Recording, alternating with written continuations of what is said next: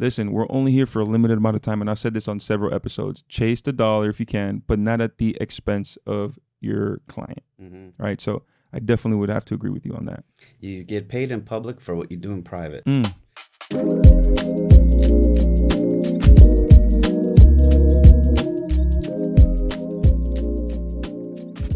Welcome to the MRG family, where we unite industry leaders from several different walks of life. Today, I'm extremely excited to welcome Mr. Matt Hopkins. Thank you for showing up, Matt. I know we've been trying to get this going for a little bit, but I'm so happy to have you here. And if you guys don't know who Matt is, I'll just give you a little bit of background on how I know Matt. You know, back in the day when I was a young fitness professional. Starting out. I recall your first fitness job, as I believe, yeah. Because I tried to do it on my own and it wasn't working. So I said, you know what, I need some help. And I was actually referred by a cousin of mine who, he said, listen, dude, I was at Equinox in New York. Go about that, learn as much as you need to learn, get, add to your toolbox. Mm-hmm. So I said, okay, I'll give it a shot. So I was at Equinox and that's where we met. You actually hired me. Mm-hmm. So this was my boss over there in the corporate gym setting. But just share with everybody who you are, and a little bit about your background. Where do I start? It depends on how long is this podcast. I started my fitness career, I guess, in Chicago and Boston. I was an athletic training major, physical therapy major. I wanted to be an orthopedic surgeon when I went away to college. I was pre-med, and the course curriculum was very intense, and so I bounced around a lot. I've always been a professional student. I think I still am. I don't know how many degrees and PhDs I should have after my name, but it was a wonderful journey. So briefly, as a strength coach, I think most trainers start out that way. Boston Red Sox, very briefly, Mike Boyle and Boston strength coaching. I figured out early on that was the easy part. The athlete community was a very unique population, and it was fun, and it was very glamorous, and it was exciting in the beginning. But the real people that would come in and out of a fitness facility were the real ones that I was interested in. Helping someone learn to walk again after a doctor told them they'll never do that is a lot more rewarding to me than getting you a tenth of a second faster in your 40. Yeah. And that's just personal preference. I'm not hating on anybody, but that was a much more rewarding journey. And then a personal piece, when I was 19, my brother actually fell and broke his back. I don't know if I shared this. No. I'm interested to hear this. This really kind of is the reason I do what I do. It was a legitimate accident. Cleaning company left soap on the floor. He fell, broke his back. And it was L4, L5 fusion, laminectomy, the works. And this was, I guess, early 2000s. So, he was a licensed stockbroker at the time, a young, good-looking kid, very charismatic, my idol. I looked up to him, and I just watched the system take hold of his life. And it went from a surgery to a, busted physical therapy program to Vicodin to another surgery and terrible orthos, terrible insurance, more Vicodin, oxycodone, hydrocodone. And if there was a poster child for that time in our history, it was him. It's funny, I was just talking about the Netflix series Painkiller. Yeah, I've heard of it. If you haven't seen it, it's excellent, but talk about hitting home. And so long story short, a few years went by and his life was not going in the direction everyone wanted it to.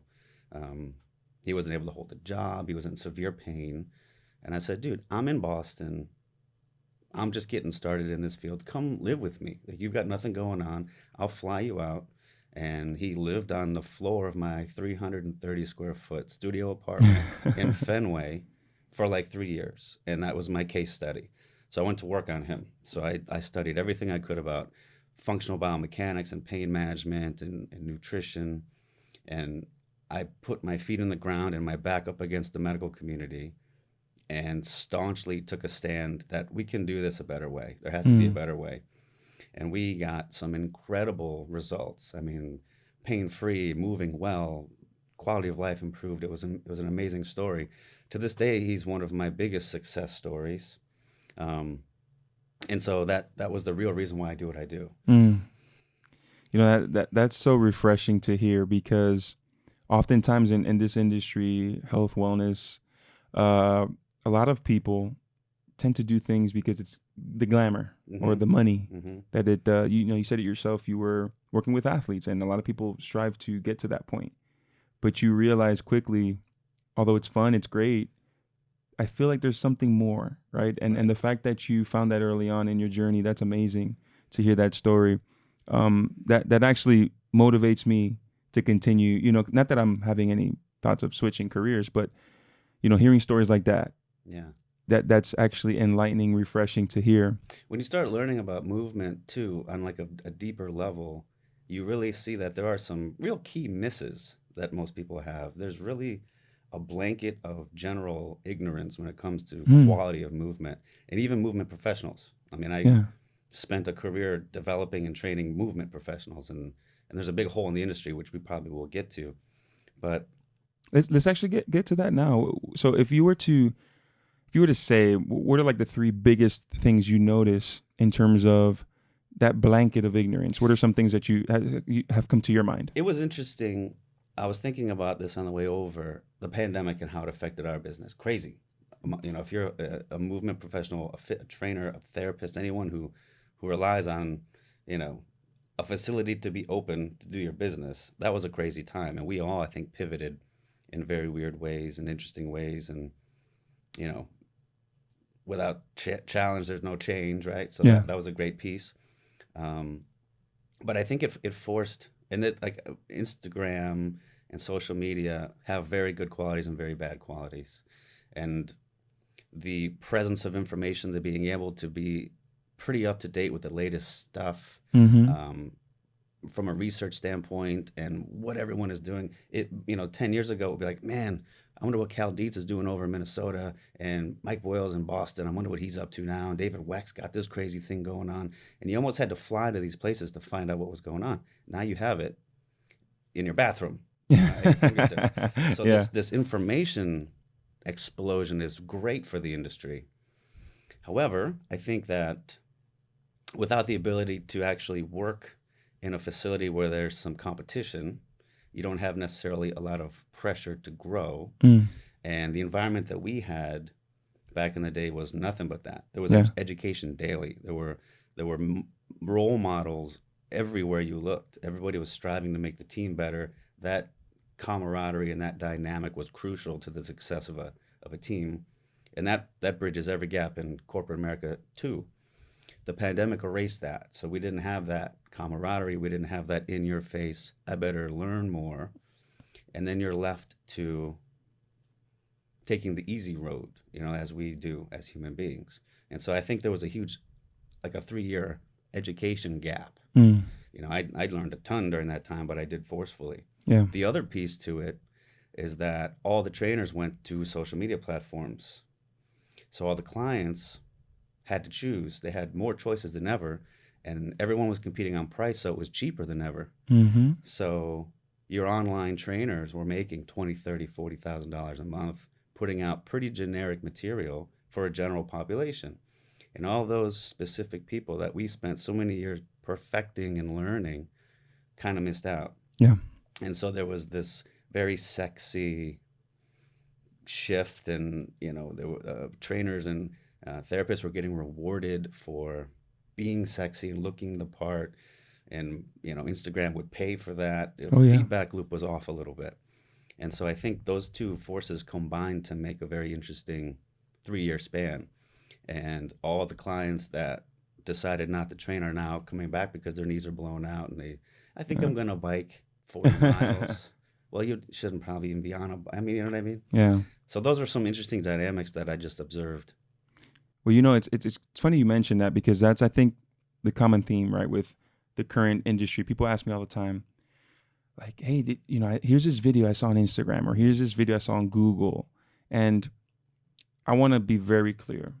I am not the guy that's going to badmouth another professional. Of course. Because at the end of the day, you got to do what you got to do with the knowledge that you have and the capabilities that you have. But I say that because I've encountered many individuals who have, they come to me, whether it be through a referral, they found me on social media, whatever the case may be. And I tell them, look, this is a partnership. Trust me. in my capabilities. If I don't have the answer, I will seek it. And I promise you we'll find that answer together. But it's a partnership. Now, oftentimes when we go and we look at other things and we think, oh, that looks cool, I want to try that. There's a reason why we're not doing that. It's not tailored to your needs. It's not tailored to what you're trying to accomplish. It might look sexy, like you mentioned. But at the end of the day, because I know you best, I know what's best for you. And if we need to change something, that's where I'll go and talk to someone like yourself, like I used to do back in the corporate gym. Hey, Matt, I'm struggling with this client. What are your thoughts on this? And you would send me literature sometimes. Hey, look at this. This is the newest thing Mike Boyle sent, or this person sent this, or this person sent that. Or we would do like a think tank. We'd get together with some of our other buddies and say, look, this might work, or what is this going to work? At the end of the day, the thing is this. You need to find the appropriate solution for that specific person. Otherwise, we're doing people a disservice. Now, during the pandemic, it did affect me because I was more of the brick and mortar guy. Like, come to the gym or work. I really wasn't posting about my clients working out as much. I really wasn't sharing and marketing myself the way that I could have. So I made a shift to the point where today I have an app that I use. But I've always tried to accommodate, me personally, not everybody, but I've always tried to accommodate each client and provide them something that's personalized because that's just at the root of who I am. I'm more of a personable guy. I'd rather work one-on-one. Sure, maybe I'm leaving some dollars on the table, but at the end of the day, I care about that specific person. So I do agree with you. I think a lot of that, and I'm not knocking anybody because, listen, we're only here for a limited amount of time, and I've said this on several episodes. Chase the dollar if you can, but not at the expense of your client, right? So I definitely would have to agree with you on that.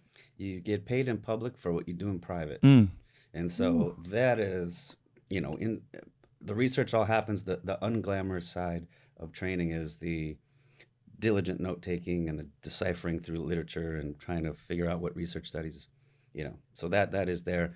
Find practitioners that do that kind of stuff, I think. So I ask you this. Let's say I'm a client. I know, which so often general population, a lot of people don't know. They know they need to get healthy. They know that they're, hey, my pants aren't fitting anymore. Hey, I'm very deconditioned. I need to see someone, and it's very vulnerable to seek someone. But if I'm a client and you are, or I'm sorry, if you are a client, what are things that you are looking for in a trainer, or what are things that you believe a trainer should have, qualities that you would want to seek? I think you should treat seeking out professional help like you would hiring an employee. I would want to see a resume. Like, you should ask for credentials and references and use those references.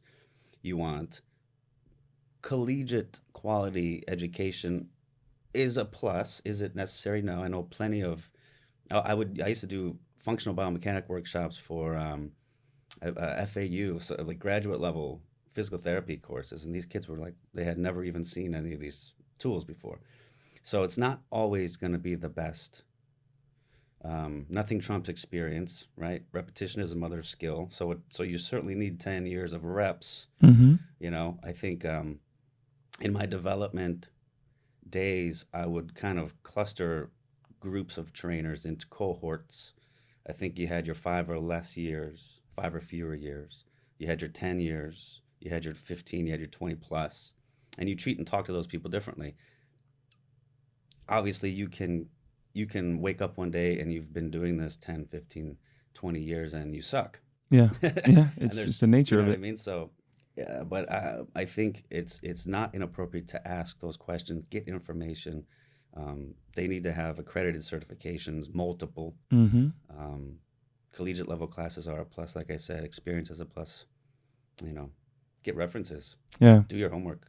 Oh, yes. Because if you don't, obviously the alternative is, that's not something I would want to take a risk on. Hey, I met this cardiologist. He seemed nice. He was really popular on Instagram. Yeah. Where did he go to college? Would be a pretty logical question, right? Yeah. Yeah, it's funny you mentioned that because I had a client once many years ago, and she was working with me, and her whole thing was like, I want to work on my glutes. I'm like, okay, we'll work on the glutes. And she's like, no, but you don't understand. I only want to work on my glutes. And I'm like, okay, I just want to show you the benefits of working on other things that will actually help you. But if you want to just do glutes, hey, you're the one paying. We'll just do glutes. What are you looking at? Like, what are you trying to accomplish by that? And she told me.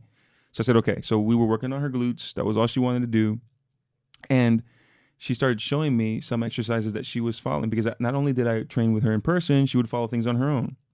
And or I would send her homework to do, but she was doing other things. Mm-hmm. So I said, hey, what do you like? I know that video you sent me is not what was on the program. She's like, oh well, there's this girl on Instagram and she has like 100,000 followers, and I'm like, okay, but do you have any extensive, like, does she have extensive knowledge? Oh no, but like, look at her. And a lot of times people think, wow, that guy looks fit, he must know what he's doing, and that's not necessarily the case. It very rarely is. Actually. It's rare. So would you be kind enough to tell us, like, what's the difference between actually someone that's in shape? Do they know the same as maybe someone that's not in shape? Or maybe elaborate a little bit about that. Well, so there's the mechanical view of the human body, which we are learning more and more we're not. And so we're not the Brooklyn Bridge. We're not a brick upon a brick. We're a very elaborate consolidation of segments, and there's a lot going on. And so I think to be well-versed is also one of those requirements to look for in a coach, because there are cosmic forces and fluid dynamics and electrical forces and electromagnetic fields. And, you know, if I can affect your mobility with fear, or by showing you a color or giving you a scent or taste, you know, well, then that's something certainly a lot more than hardware. You know, we're not just a bag of bones and cells and ligaments and tissues. And I mean, Paul Chek says this really kind of profound thing is like, okay, well, if we're about 70% water, we can roughly agree on that. So what percent is bone, ligament and tendon and tissue? Okay, then what percent is like bacteria and cells? And you're like, okay, well, what percent is fire? And what do you mean fire? Yeah, what do you mean by that? There's a fire in us, right? Mm-hmm. We're warm. Mm-hmm. So what constitutes that piece? And then spirit, what percent is spirit and soul? And people, again, will look, they don't think of the body in that way. And it's like, well, we're so complex. And so much of the perceived success in a training program is aesthetic usually, but there's so much more than that. And if you can't affect mood, you know, you could have not slept today, or you just got a divorce, or a family member passed away, and the program we have today is garbage. Yep. Like, there's no way we can use this material anymore. So there's that improvisational piece too. I think that's important. I don't know if I answered your question, but no, but that's even better than quite frankly, like the 6-pack abs and the super low body compositions is a very unhealthy place to be for most people. What you don't see is when you run blood work of most of those people, testosterone's in the garbage. You know, their bodies can't produce hormones like they should be. There's a material imbalance in cognitive function. And I mean, we have a professional bodybuilder at Healthspan. She comes in every day to use these things to get her through the day because she's so adrenally fatigued. Yeah. And that's just part of her prep. And it's like, okay, how long can we do this for, you know? So looking the part is 100% not correlated to knowing what you're doing. It's correlated to an incredible amount of discipline. Yeah. You know? Yeah. I love that because, you know, I'm thinking of my days. So the lowest body fat I ever was about 4%. That's that when I was actually checking it. Mm-hmm. And I remember these were in my probably about 9-10 years ago when I was playing basketball and trying to continue to play professionally. And I was just always angry. Mm-hmm. I was very moody, cranky. I'd have pain. And I've noticed now where I'm at, I'm probably like 10, 11%. I feel so much better. Of course. So much better. Now, obviously it doesn't mean, all right, I'm going to get to 36% body fat. That's also not healthy. But I've seen so many trainers that, and I'll answer this in my own question, right? In two separate ways, right? I've met many trainers that are very, very fit, that have absolutely no knowledge. And I've also met trainers that are obese, of course, that have a wealth of knowledge, and all their clients have success stories. Maybe some of them, maybe it was weight loss, or maybe some of them, they got rid of their migraines or their mood is better. There's so many different ways to quantify health that it's not just, hey, I lost weight. Hey, I lost body fat. Although those are the ones that people typically look for.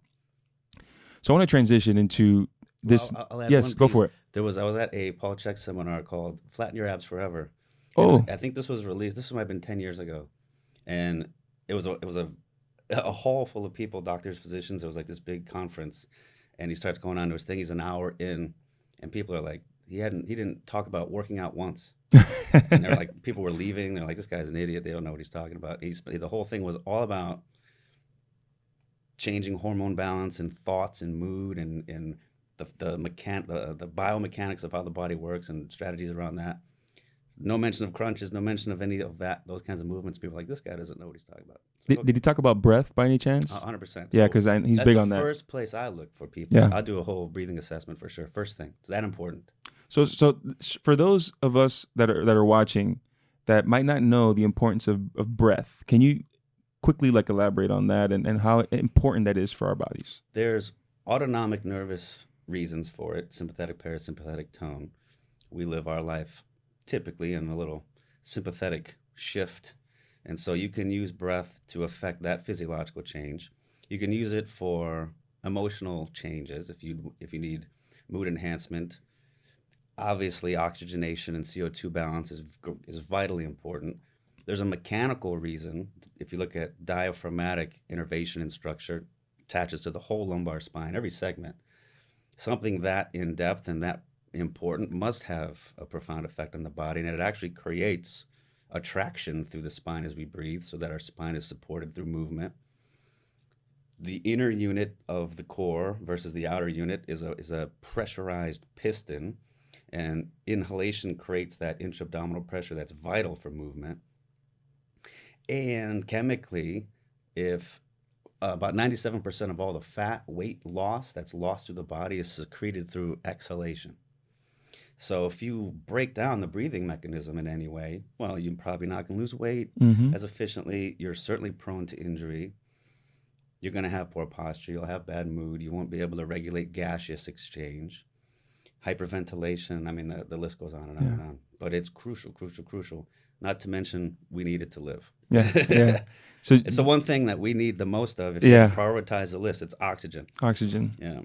So you guys see now why Matt is here with us, right? He just dropped an amazing wealth of knowledge on us. And I know that was one of the first things, because when I started working with you years ago, that was one of the first things that I was like really impacted by. Because a lot of the things that I was teaching, learning, not teaching, a lot of things that I was learning, it was kind of like, okay, I remember these things, like it was a refresher course. But breathing was not something that was, I had no thought, I had no idea how important and crucial it was to our overall well-being. Right. So I think I think we met maybe 2015 or 16. And when you started, I remember one time we had one of these meetings where I'm so grateful for an environment where even though we all know a lot, we were continually learning. Because when you're in an environment and you get comfortable and you're like, oh, I know enough, I know this stuff, and you don't continue to seek knowledge, you don't grow. And I was in a place where I was like, oh, I kind of know where I'm at. Like I wasn't, cocky about it, but I was like, I know a little bit.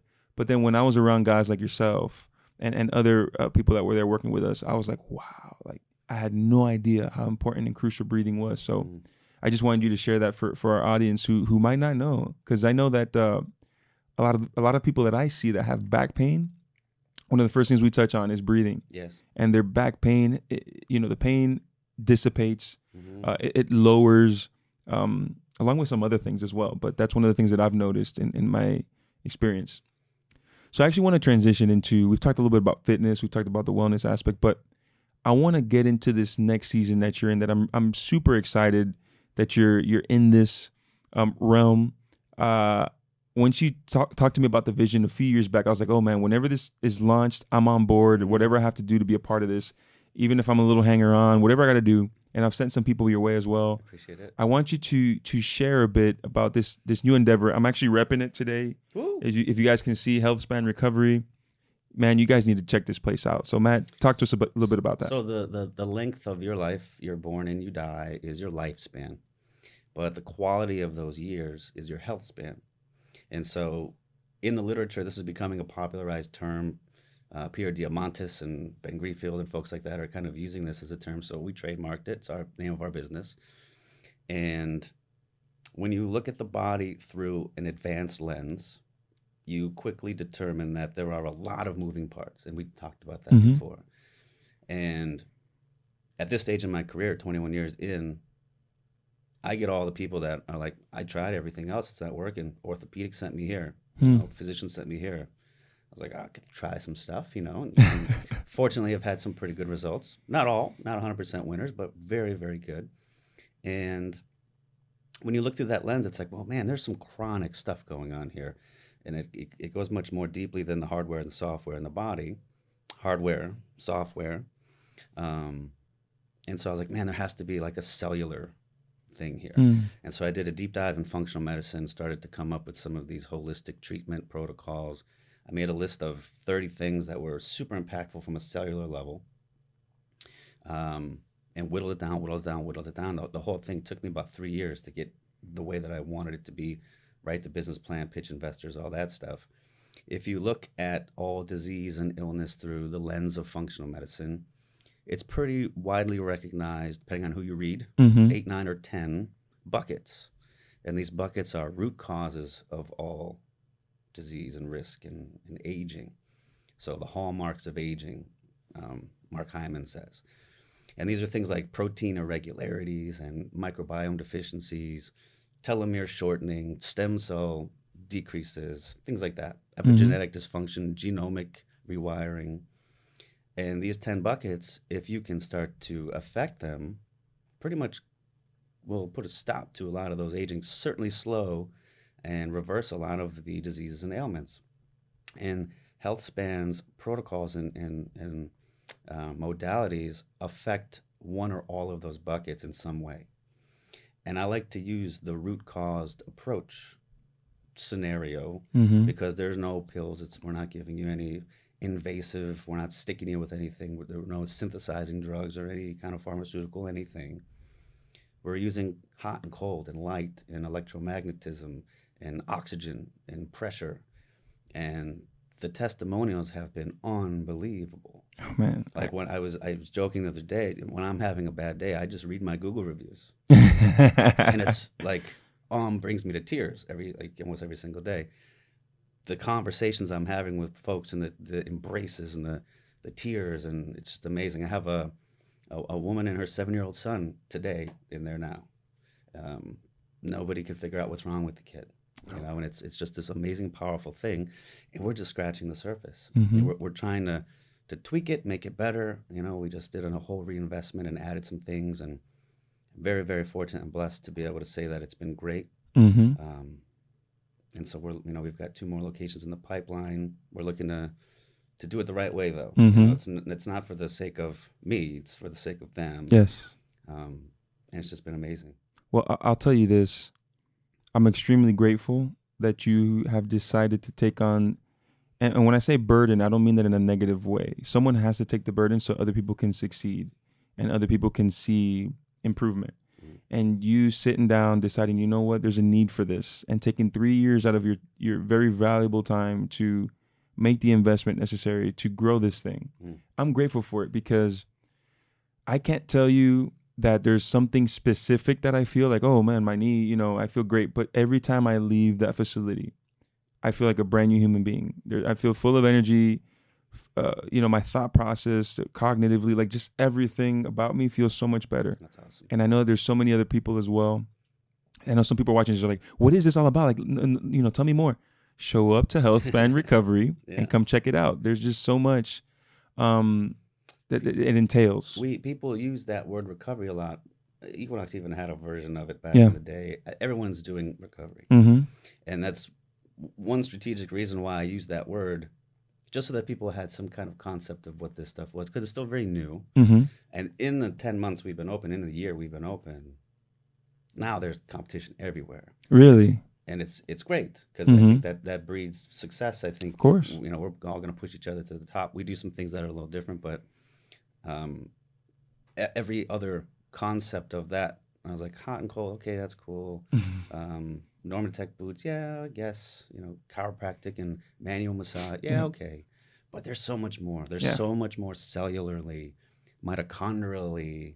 I mean, it's on. So there it almost was a surprise to me really what the breadth of scope Mm. turned out to be. Yeah. Because it's not just athletic recovery and some aches and pains and a little bit of pain and some energy. It's like autoimmune disease and Yes. like complications due to vaccine. I'm not getting political here, Mm-hmm. but we have a clinic full of people that have no idea what's wrong with them. They have symptoms that no physician can explain, and the only way they feel better is by coming in. Yeah.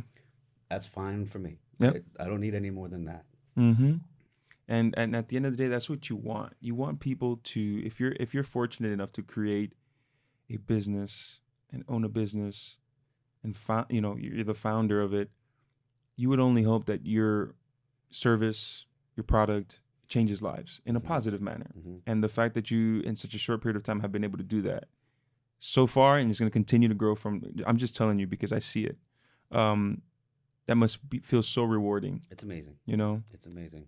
I personally can say, I can give you my testimony, and I'm extremely, like I mentioned earlier, and there was a few things that I was dealing with, in my personal health.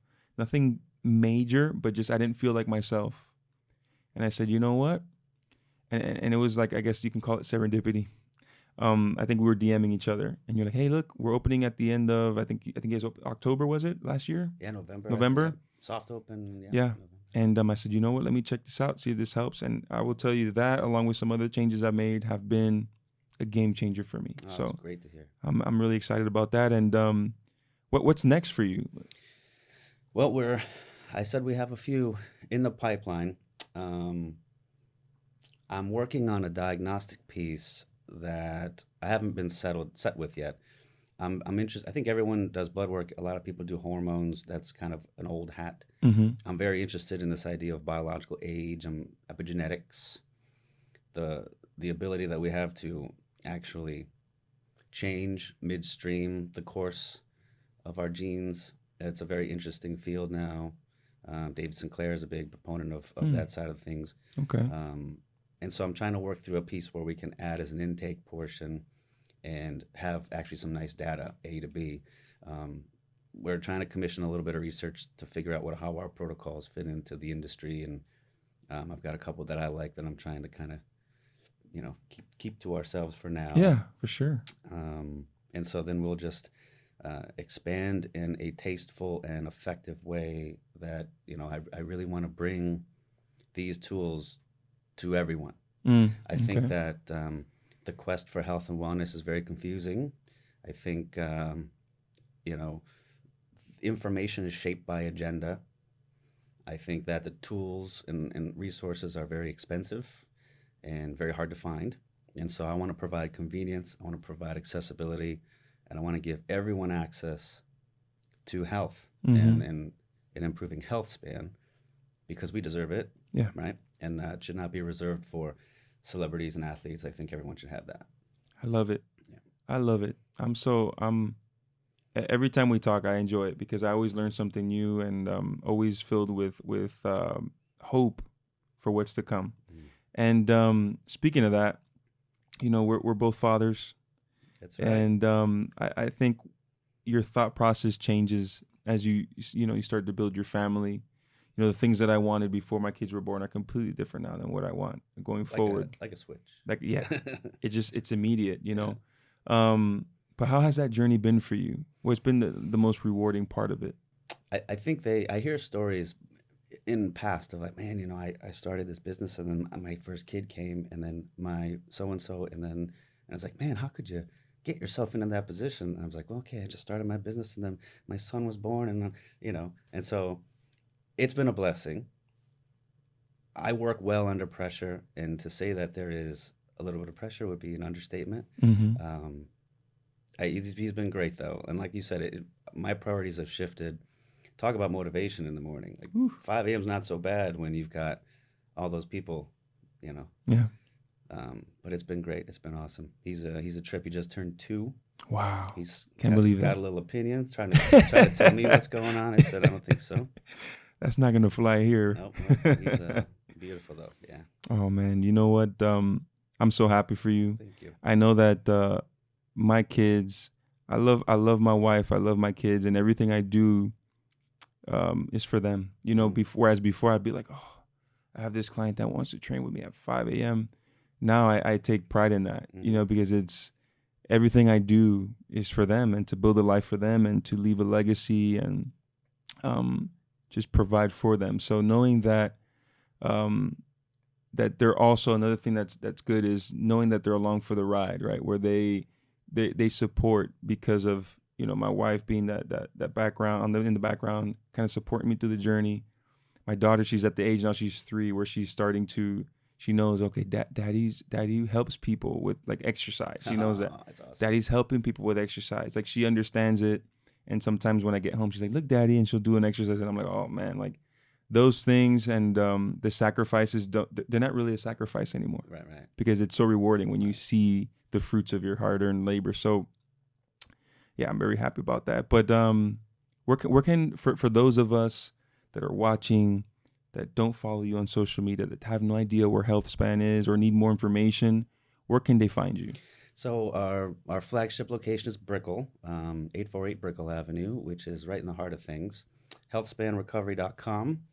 Our website serves as a good resource. We're building out content constantly, trying to add new offerings, creating blogs to help unconfuse some of the confusion. We really want to really be that convenient, easy access place so that you come in and there's not a lot of friction. You know, we want to inundate people with stress. Healthspan Recovery on Instagram, and of course, we'd love to have you in. Yeah, a friend of Gio is a friend of mine. Oh man, yes. We'll take care of all your people. Yeah, it's great. You've been a role model to me as well. Oh man, you know, you're a family man. you're doing it. I love it. It's a pleasure to be here. I think I'm happier to be here, I think, than no man. I'm happy. Listen, I'm always honored whenever anyone says that that they're willing to come, because the people that I have here, it's strategic, right? I don't just have guests here to have them here. I have them here because these are people that I honor, people that I look up to, people that I genuinely care about and want them to succeed. And I'd love to do this again, because I know that there's a wealth. Like, this is just a small little piece of Matt. He's a brilliant guy, great guy, and I would love for you to hop on again sometime very soon. It'll be my pleasure. Yes. Yes. Thank you. Thank you, brother. Thank you. Appreciate it. Yeah.